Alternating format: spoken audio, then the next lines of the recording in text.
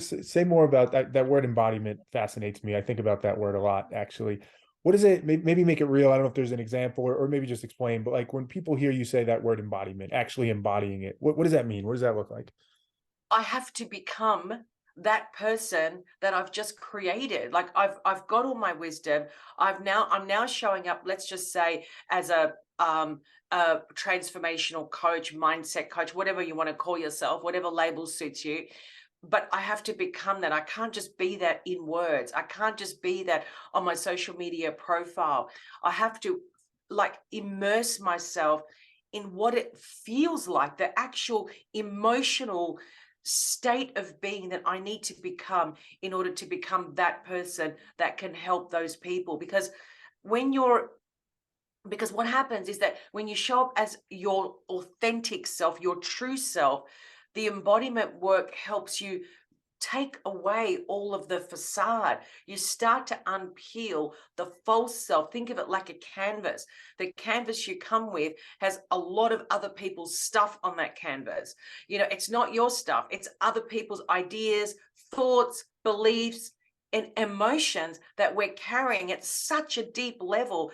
And that to me is the part of us that actually stops us from creating what it is that we want to create in our life, and become truly who we're meant to become. So Mm. this notion of embodiment has a lot of layers. Yes, I have to become that, but also I have to work at my soul level and start to look at that canvas and pull things off that canvas that don't match what I'm becoming, who it is that I'm serving. How do I need to show up in the world so that my heart is open, that I have the ability to give in such a loving state and to receive in a loving state. Mm. And this is why a lot of people have problems. They just overgive and they never receive. And the overgiving, again, is a part of that fear cycle. It's all about the facade. So we need to go there. We've got to crack that code so that the individual becomes the true individual, not the individual that was created on that canvas. The canvas is not me, it's everybody else that created that as me.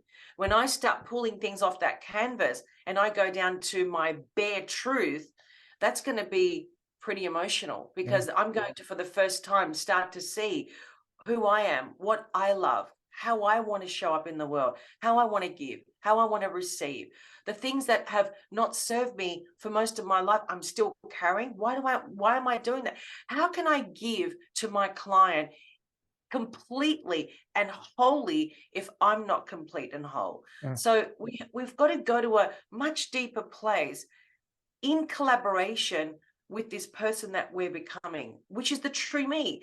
And the other thing is, in that, which is really important, so many people are looking for their purpose outside of them. The purpose is even beyond that fake canvas. It's like, but I don't know what I'm meant to be doing for the rest of my life.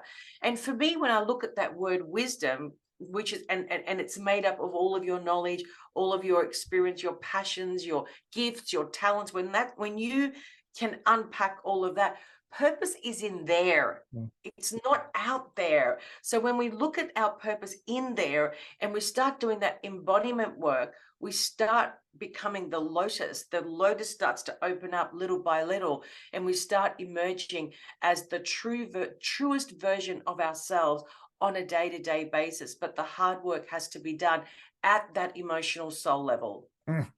So there's a lot I like about what you're saying. Firstly, I think the distinction is such an important one because let's just be honest, right? There's a lot of people out there that are cynical about coaches, transformation mindset coaches, those types of things. Because and I'm sure there's some that aren't doing it with the best of intentions, and this idea of like it's like snake oil being sold. And I think that distinction to say, as you said, like the embodiment it's not that you've created a persona that is not true to you and now you need to figure out how to live it. It's actually figuring out how to just be yourself, like how Yes, to actually unpack that and uncover that, which I think is so important, right? It's not superficial. It's not, the end goal of the work is actually to figure out who you are and what value yes, you bring to the world, which I think is such an important thing. And I love hearing you say that because I think that's so important. I think when people think of coaching often, they think about more of that practical, tactical part, which is important, right? The systems you said to put in place, that's all very yes. important. But to understand that to make this real, you have to go to some of those like dark places inside yourself, open some Mhm. doors you might not have wanted to open. it's hard. It's really hard. It's scary. Yep. It's uncomfortable. It's all those things. So I love that your process swims in that. And actually, as you said it, that's your favorite part of the process because that's where so Mm, much of the magic happens.